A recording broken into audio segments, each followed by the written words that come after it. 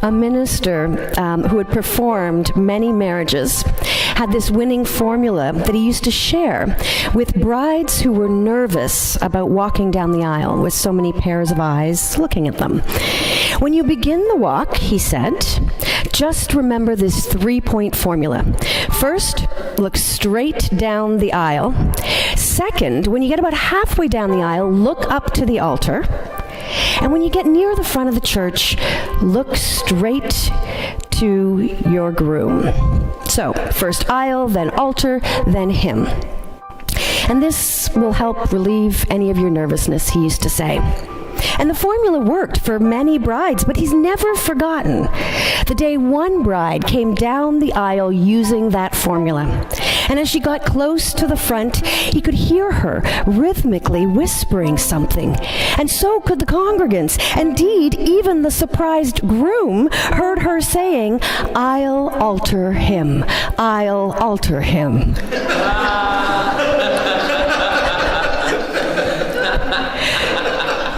Now, most brides don't have much luck altering their spouses. And despite what all the self-help books will tell you, many of us have a hard time changing ourselves as well. A story is told about a man who preached this impressive sermon seeking to be the pastor of a new church.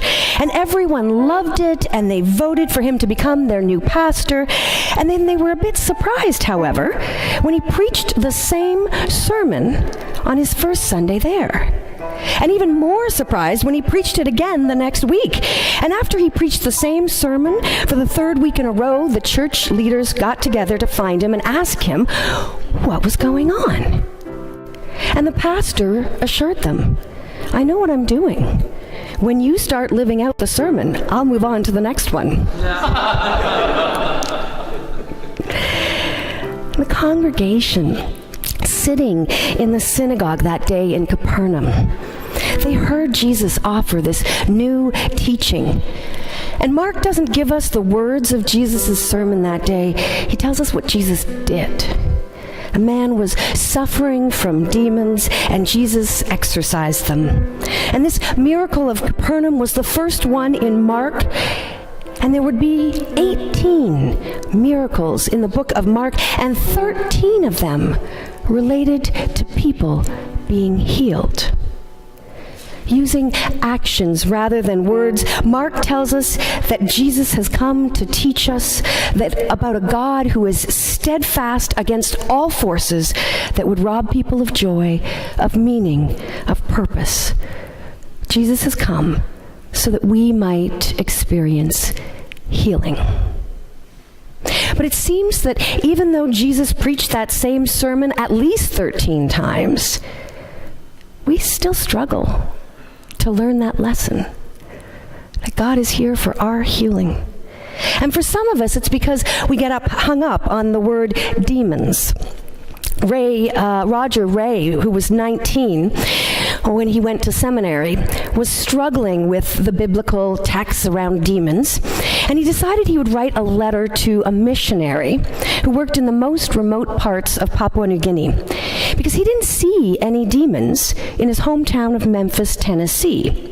And the only exorcists that he knew of were what he called the quacks on TV, and he just wondered if maybe demons no longer lived in cities.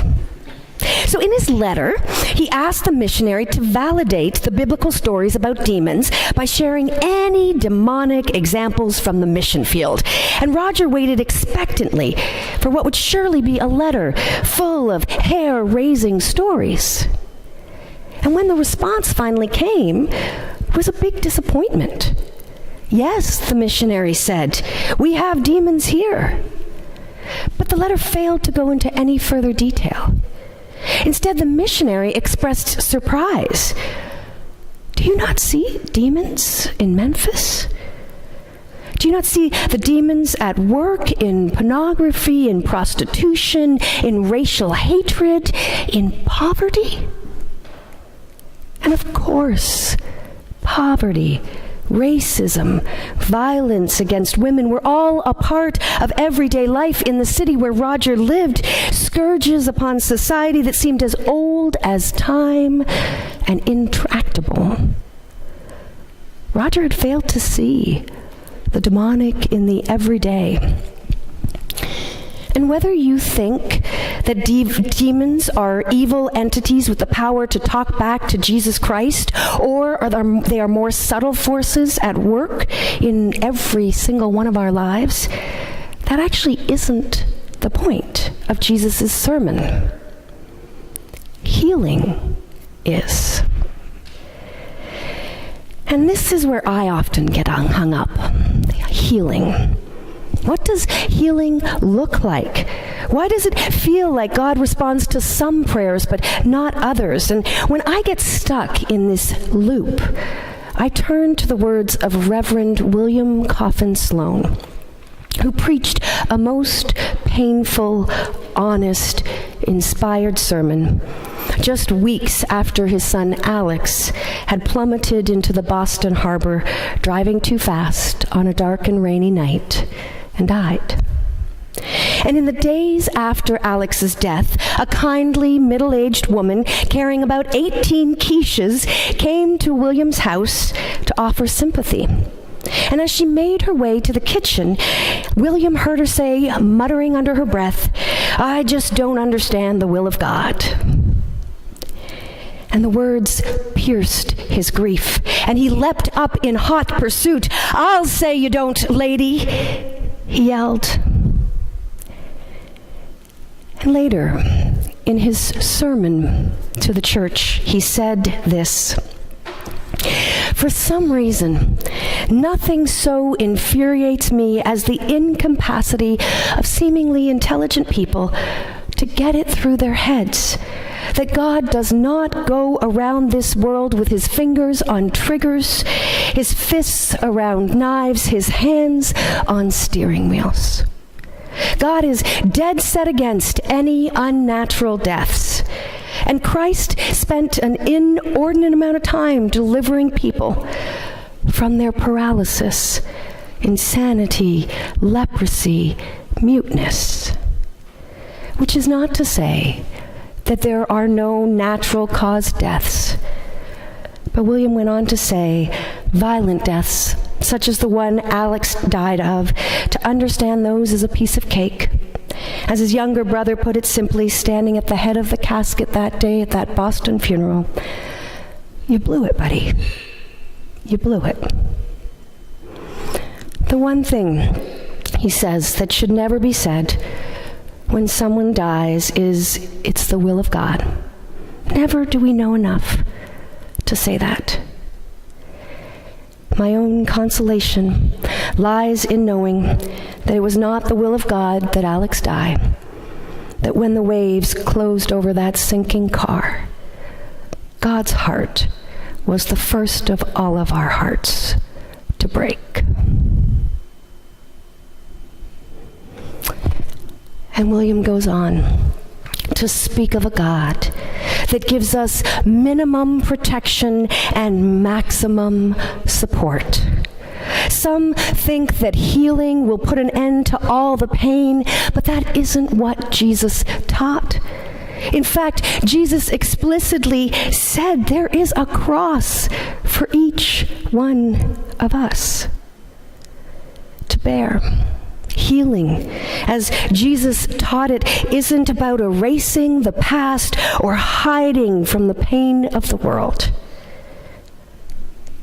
It's about learning to seek consolation in a love which never dies, and find peace in the dazzling grace that always is.